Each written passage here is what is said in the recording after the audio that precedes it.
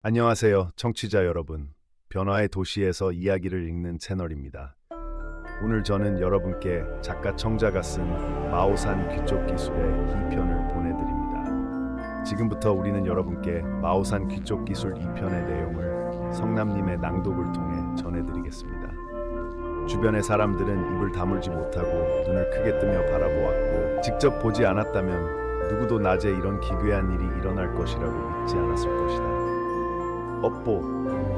청반자가 갑자기 일어나서 분노하며 여기에게 소리쳤다. 내가 너희 어머니와 아이를 초월하려고 하였건만 돌이킬 생각을 하지 않고 개미가 나무를 탐하니 신의 위력을 거스르다니 너희를 소멸시키겠다. 즉시 그는 손가락을 조여서 신속하게 몇 가지 선을 그려 영부에 그리더니 손을 휘둘러 부적이 불 속으로 날아가도 불에 타지 않고 여기에 이마에 붙었다. 청반자는 두 손으로 결계를 만들어 마법을 시작했다. 여기는 더 이상 흰 연기를 내뿜지 않았고 불이 사람을 태우기 시작했다. 먼저 옷이 불타고 그 다음으로 피부가 타서 기름이 녹아내리며 탁탁 소리가 났다. 피부는 빠르게 태워져 희색에서 검은색으로 변하고 푸른 힘줄이 변형되어 불 속에서 두렵게 웅크려 있는 벌레들처럼 보였다. 여기에 온몸이 떨리며 마치 발버둥을 치려 애쓰는 듯했고 얼굴색이 변하며 이를 갈았다. 두 개의 눈꺼풀이 태워져 두 개의 눈이 튀어나와 정말 무섭고 사나워 보였으며 공포 영화 속의 여기보다 더했다. 아이구, 겁이 많은 누군가는 무서워서 바닥에 주저앉아 거의 실금을 할 뻔했다. 사람들은 서로를 밀치며 뒤로 물러났고 많은 사람들이 함께 한 곳에 몰려 떨고 있었다. 여기가 화장당할 순간 바로 이때 예상치 못한 일이 발생했다.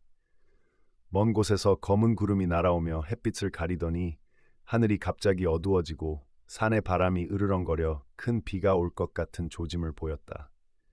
청반자는 안 좋은 예감을 하며 하늘을 올려다보았다. 9월의 여름 한가운데 갑자기 이렇게 많은 비가 내리는 것은 이상한 일이 아니지만 분명 여기가 장난을 친 것은 아니었다. 여기는 그런 큰 요력을 가지고 있지 않다. 하지만 지금은 비가 올 시간도 아니었고 햇빛이 없으니 불꽃만으로는 여기를 누를 수 없을 것이다. 과연 여기는 갑자기 처절한 비명을 지르며 불구덩이에서 튀어나오려 하였다. 그 순간 청반자가 내 귀퉁이에 꽂았던 오행기가 갑자기 흔들리며 금빛이 섞여 벌어지기 시작했고 빠르게 울타리를 형성하여 무덤 위에 덮였다. 여기가 그 그물에 닿자 떨어졌지만 곧 다시 뛰어올라 앞으로 나아갔고 입에서 괴물처럼 으르렁거리는 소리를 내며 그 울음소리 하나하나가 사람들의 신경을 자극하였다. 이때 아무도 물러서지 않았고 모든 사람이 혼비백산하여 그 자리에서 얼어붙어 여기에 미친 연기를 바라보았다. 당연자는 전혀 움직이지 않고 두 손으로 인을 결하며 끊임없이 주술을 외워 오행의 힘을 증가시켰다.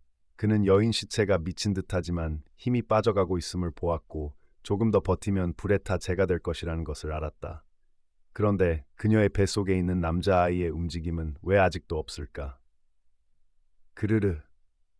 괴물이 울부짖는 소리가 울려 퍼지자 여인 시체는 더 이상 금색 그물에 달려들지 않고 두 손으로 그물의 틈을 움켜잡고 힘껏 찢으려 했다.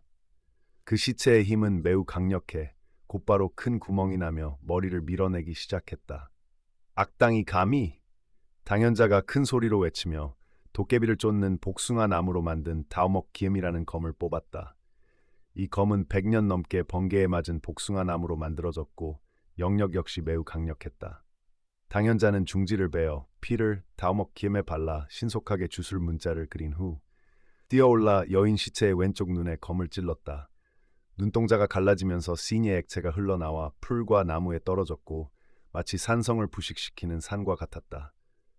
다오목 기음이 여인 시체의 목더미를 강하게 뚫자 피리와 같은 울음소리가 나오며 검상을 따라 검은 액체와 거품이 끈적하게 흘러나왔다.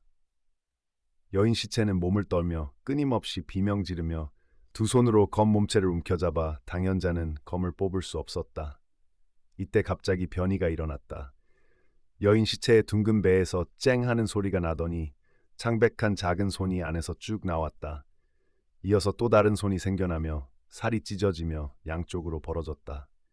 하나의 빨간 눈과 긴 송곳니가 서서히 드러났다. 즉시 어린아이의 머리가 어머니의 몸에서 나타나고 빠르게 금색 그물의 구멍을 통해 기어나갔다. 드디어 남자아이가 등장했다. 불 속에서 어머니의 몸에 의해 보호받았기에 전혀 다치지 않았지만 여전히 당연자를 두려워하며 맹렬히 노려보았다. 그리고는 손과 발을 다 써서 신속하게 도망쳤다. 타오목검을 뽑을 수 없는 당연자는 여인 시체가 죽지 않도록 손을 뗄 수 없었지만 해결할 방법이 없었다. 이곳의 마을 사람들은 위험에 처해 있었고 그는 오른손을 당겨 셔츠에서 동전 같은 콩알을 꺼내 최대로 노력해 남자아이에게 던졌다. 콩알은 남자아이에게 대부분 명중했고 톡소리와 함께 검은 연기가 퍼지며 남자아이는 괴상한 소리를 지르며 계속 풀숲 속으로 기어들어갔다.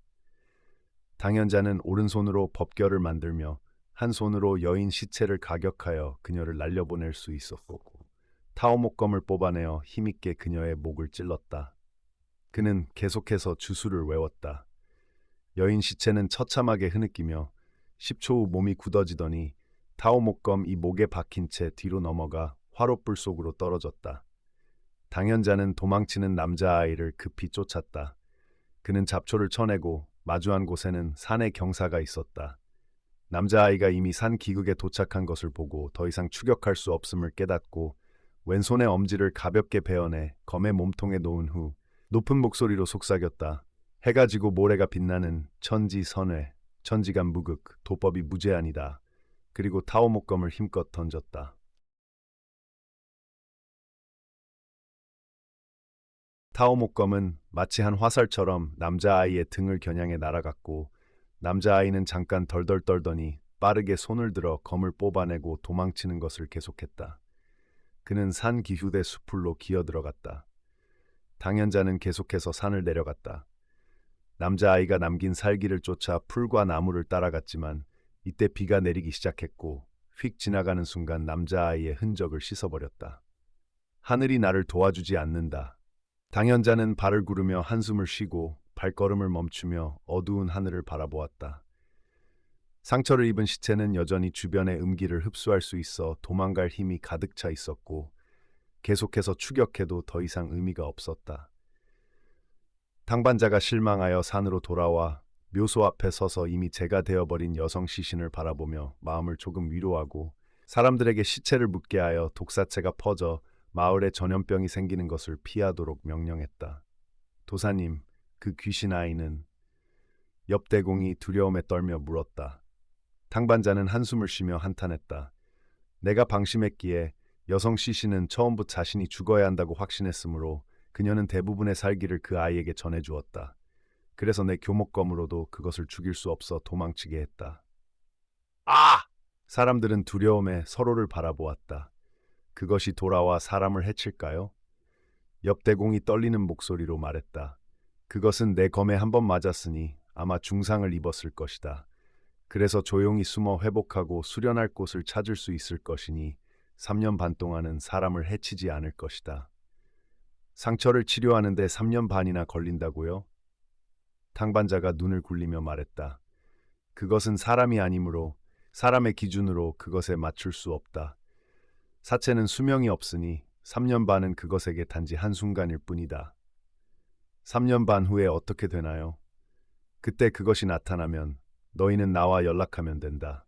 탕반자는 한숨을 쉬며 더 이상 방법이 없음을 깨닫고 즉시 마을 사람들 앞에 나아갔다. 비가 쏟아지는 것처럼 쏟아지지만 이들은 감히 산에서 내려가지 못하고 각자는 탕반자의 명령을 기다리고 있었다. 탕반자는 사람들 사이를 지나가다가 마침내 30이 넘은 한 남자 앞에 멈추었다. 그의 눈빛은 번개처럼 빛나며 그의 몸을 아래 위로 살펴보다가 갑자기 그의 오른팔을 붙잡고 손을 벌리게 했다. 그의 엄지와 중지가 배 위에 놓여 있었고 그곳에는 희미한 빨간 자국이 있었다.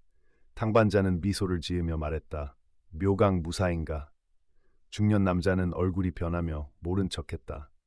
너는 나에게 가장 짓지 마라. 네가 여사체에게 살기를 주입하는 일을 한 것이지. 뭐라고? 주위 사람들이 소리치며 멀리 흩어졌고 중년 남자를 두려움에 떨며 바라보았다. 중년 남자는 당황하여 얼굴이 창백해지고 말문이 막혔다. 탕반자는 돌아서서 옆 대공에게 물었다. 이 사람과 너에게 원한이 있냐? 옆 대공은 입을 열어 찡그리며 말했다. 그의 이름은 엽대보이며 우리 마을의 목수입니다. 우리 집의 모든 가구를 다 그가 수리했습니다. 아, 맞다. 2달 전에 우리 집 침대 다리가 고장나서 그를 불러 수리해달라고 했었지. 탕반자는 고개를 끄덕이며 이제 모든 일이 명확해졌다. 그는 엽대보를 바라보며 담담하게 말했다. 너는 더 이상 가장할 필요가 없다. 너에게는 저주 기운이 감돈다. 내가 잘못 냄새를 맡은 것이 아니다. 또한 너의 손에는 장사를 오래 만진 자국이 있으니 결코 틀림이 없다. 그 아이는 너와 무슨 원한이 있길래 그렇게 대하는 것이냐? 옆 대보가 계속해서 모른 척하려 하자 옆 빙의 아내가 갑자기 뛰어올라 울며 옆 대보를 때렸다. 분명히 네가 한 일이야. 반드시 네가 했어. 너는 정말로 마음이 악독해. 차씨의 디앱 다이공은 힘겹게 나아가 그녀를 붙잡고 세심하게 물었다. 디앱 빈의 아내는 샤오반이었고 그녀는 더는 숨길 수 없기에 울면서 예전의 비밀을 이야기했다. 그녀의 어머니 집은 마을에서 10열이 떨어져 있었고 디앱 다이바오가 젊었을 때 장사꾼으로 일했으며 매일 그녀의 집 근처에서 장사를 하곤 했다. 그의 물건들은 모두 남쪽에서 가져온 작고 귀여운 것들이었다. 샤오반도 그의 물건을 사곤 해서 그와 친분이 생겼다. 한번 샤오반이 산에 나가서 풀을 캐다가 숲속에서 신음소리가 나는 걸 듣고 달려가 보니 디앱 다이바오가 독사에게 물려 거품을 물고 못 움직이고 있었다. 그녀는 급히 산을 내려가 의사에게 가서 디앱 다이바오를 살려달라고 부탁했다. 디앱 다이바오는 감사의 뜻으로 그녀를 의형제로 받아주었고 거부할 수 없는 호의를 베풀었다. 샤오반도 동의했다. 그 이후로 디앱 다이바오는 근처에 올 때마다 샤오반에게 선물을 주었고 두 사람은 자주 왕래하며 서로 더 친해졌다. 샤오반은 그를 형처럼 여기고 정성을 다해 대했다. 샤오반이 16, 7살이 되자 남녀의 차이를 이해하게 되었고 남들이 험담할까 두려워 디앱 다이바오와의 만남을 끊었다. 2년 후 사람의 소개로 그녀는 디앱 빈과 결혼하게 되었다. 디앱 다이바오는 이 이야기를 듣고 어느 날 갑자기 그녀를 찾아와 금반지를 선물하며 디앱 빈과의 약혼을 깨고 자신에게 시집 오라고 했다. 샤오반은 깜짝 놀라 두려워했다. 당연히 따라갈 수 없었다. 디앱 다이바오는 화가 나서 그녀를 강제로 하려 했고 그녀는 온 힘을 다해 디앱 다이바오의 어깨를 물어 떼어내고 간신히 도망쳤다. 산에서의 여성들은 원래 보수적이며 샤오반은 이 일이 밖에 알려져서 오해받는 것이 두려워 더군다나 디앱 다이바오가 자신에게 아무 일도 하지 않았기에 그녀는 어머니를 제외한 아무에게도 이야기하지 않았다. 이후 디앱 다이바오는 그녀를 찾기 위해 노력했지만 샤오반은 경계하여 그가 접촉할 기회를 주지 않았다. 후에 디앱 다이바오는 목수로 직업을 바꾸었고 더는 샤오반을 찾지 않았다. 나는 본래 이 일이 과거의 일이라고 생각했다. 하지만 너가 이렇게 악독하게 내 아이에게 복수할 줄은 몰랐다. 내가 그때 너를 살려준 것이 아깝다. 씀! 샤오반은 참지 못하고 디앱 다이바오의 얼굴에 침을 뱉었다. 그녀의 남편 디앱 빈도 갑자기 달려들어 디앱 다이바오의 옷을 벗겨보니 그의 왼쪽 어깨에 정말로 한 조각의 살이 없고 약간의 이빨 자국도 있었다.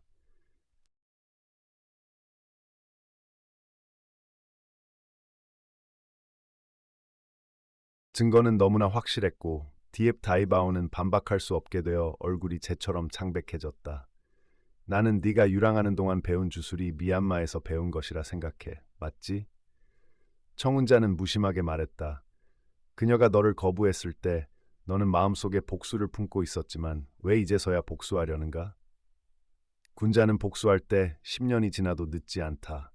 디앱 다이바오의 눈에서 증오의 눈빛이 디앱 빈에게 떨어지며 이를 악물고 한마디 한마디를 갈아내듯 말했다.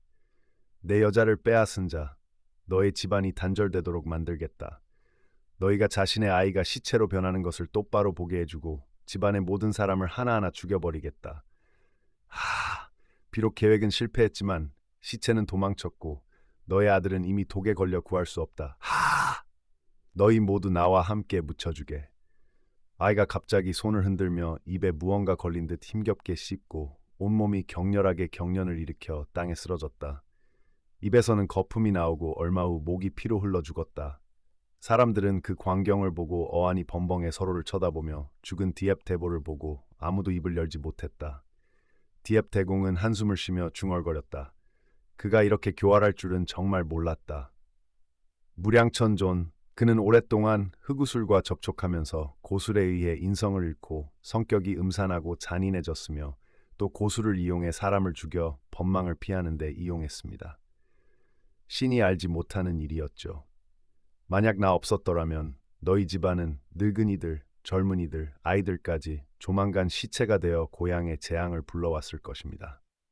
디앱 대공의 가족 3명은 땅에 무릎을 꿇고 머리를 조아리며 말했다. 살려주셔서 감사합니다, 도사님. 누구든지 아이를 구해주시기를 간청합니다. 청운자는 3사람을 일으켜 세우고 그들을 마을로 데려갔다. 디앱 대보의 시신은 여기로 옮겨져서 매장되었고 자살이기 때문에 처리하기가 더 수월했다. 청운자는 혼을 인도하는 부적을 써서 그의 혼을 직접 음부로 보내 인세에 남지 않도록 하였다. 청운자는 디웹 소양의 상황을 살피며 디웹 대공의 가족에게 말했다. 시체의 원한 기운이 깊으니 너희도 알겠지. 그는 시두에 걸려 무수한 원한 기운을 끌고 다니며 단기간에 제거하기 어려우니 1년 동안 지속적으로 치료해야 한다. 내가 너희 집에 1년 동안 있을 수는 없다. 마침 이 아이는 수련의 재능이 있어 나는 그를 마오산으로 데려가 제자로 받아들여 마오산 도법을 가르치려고 한다. 너희는 어떻게 생각하느냐? 디앱 대공의 가족은 서로 쳐다보았다. 디앱 소양은 집안의 외아들이기에 그들을 보내고 싶지 않았고 그러나 상황을 비교하자면 가장 중요한 것은 아이의 생명을 지키는 것이었다. 도사님, 도사를 하려면 죽을 때까지 결혼하지 못하나요? 수어위는 두려워하며 물었다. 한 어머니로서 그녀는 이 문제에 가장 신경이 쓰였다. 마오산 종파는 일관된 도리이니 전일 조교가 아니기 때문에 결혼을 할 수 있다.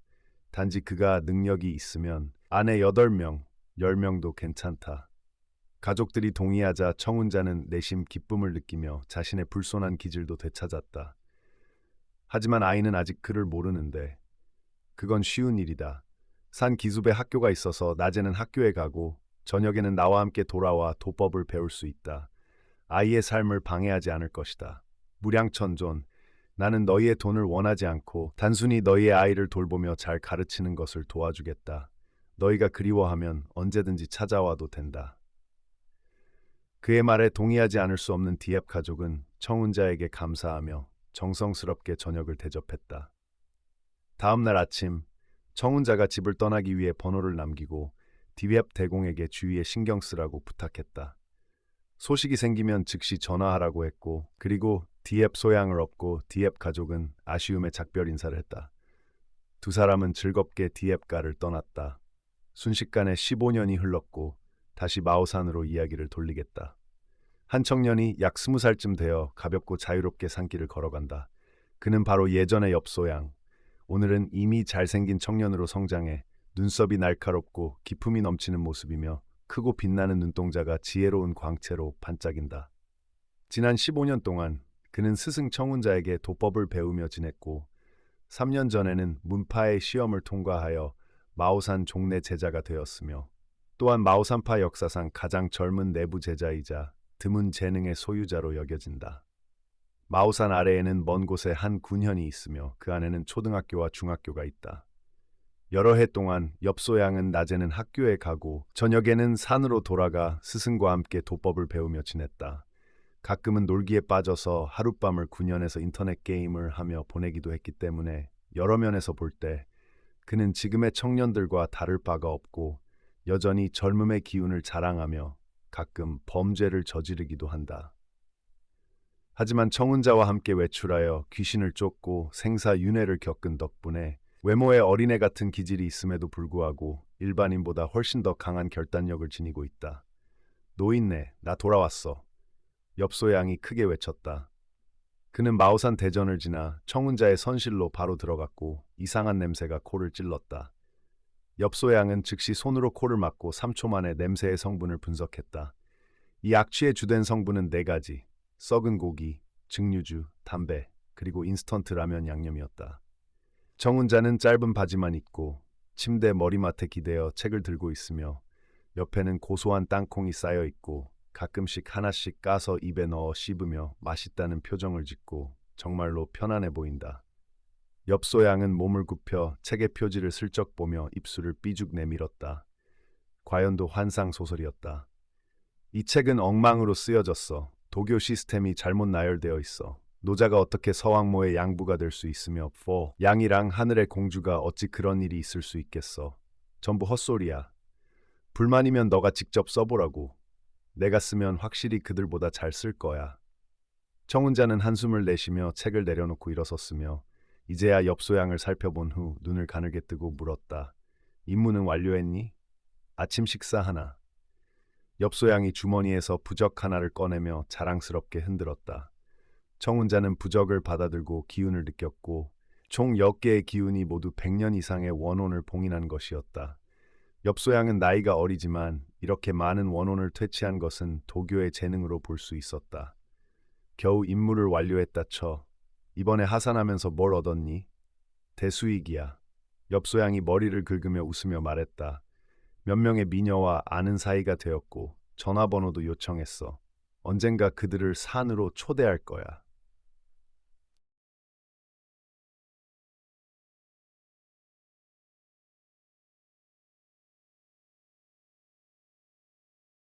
이 자식 미래가 밝네.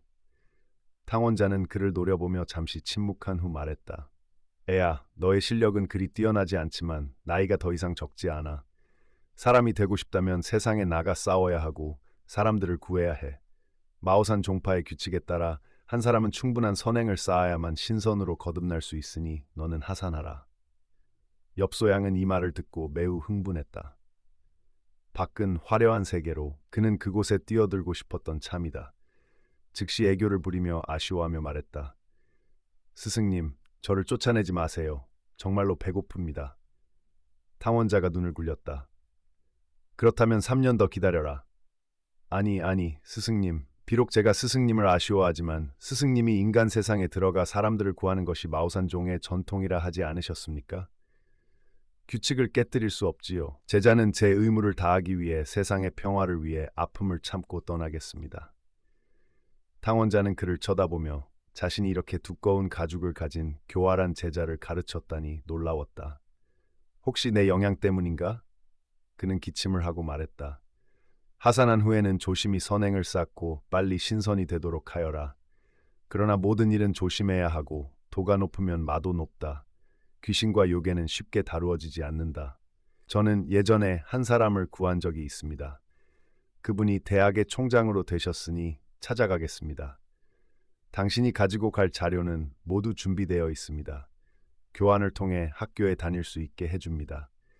비록 당신이 도사지만 사회에 나가려면 대학 학위가 필요합니다. 어쨌든 위장용이니까요. 그리고 저쪽에 외문의 한 스승형이 있으니 귀신 사냥에 필요한 것이 있다면 그를 찾으면 됩니다. 엽소양은 학교에 가야 한다는 소리에 머리가 아파졌다. 스승님, 저는 이미 20살이 넘었습니다. 이제 대학에 다시 다닐 수 있을까요? 탕원자가 그를 흘립 쳐다보았다. 너는 교환학생으로 들어가면 바로 4학년으로 올라가니 아주 자유롭다. 만약 마음에 들지 않으면 괜찮지만 대학에는 예쁜 아가씨들이 많다. 엽소양은 갑자기 태도를 바꿔서 즉시 환하게 웃었다. 저는 가겠어요. 가겠어요. 스승님, 도와주셔서 감사합니다. 제자는 반드시 시간을 잘 활용해 여자친구를 찾고 얼른 아내를 데려와 스승님을 모시겠습니다. 그런 말 하지 마라. 탕원자는 고개를 저었다. 이 제자에게는 할 말이 없었다. 그는 한숨을 쉬며 말했다. 듣기로는 그가 하산할 때 첫 번째 정거장인 석성에 들렀다고 하니 네가 하산하면 편하게 그의 소문을 조사해라. 언제 발견하면 반드시 방법을 찾아서 나에게 데려와야 한다. 나는 그를 평생 가두겠다. 엽소양은 멍하니 있었다. 그 사람은 스승형으로 자신보다 20살이나 더 많았다. 탕원자는 2명의 내문 제자만을 받았고 그중 한 사람은 바로 자신이었다. 엽소양이 처음 산에 올라갔을 때 스승형은 여전히 산 위에 있었고 유일하게 자신을 매우 사랑해 주었다. 시간이 지나 그의 명령으로 하산해 요괴를 잡으러 갔지만 돌아오지 않았고 마오산 종의 3종기의 하나인 테일부채를 가지고 갔다. 탕원자는 성격이 급했고 찾지 못하자 화가 나서 그를 제문에서 쫓아내겠다고 선언했다. 이후 엽소양을 마오산 종의 유일한 전수자로 자랑했다는 것이다. 스승님, 이 임무는 직접 가세요. 스승형은 도법이 뛰어나서 제가 이길 수 없습니다. 게다가 형의 손에는 테일 부채가 있고 저는 아무것도 없습니다. 엽소양은 머리를 긁적이며 속으로 생각했다. 당연히 정략에 걸려들었다.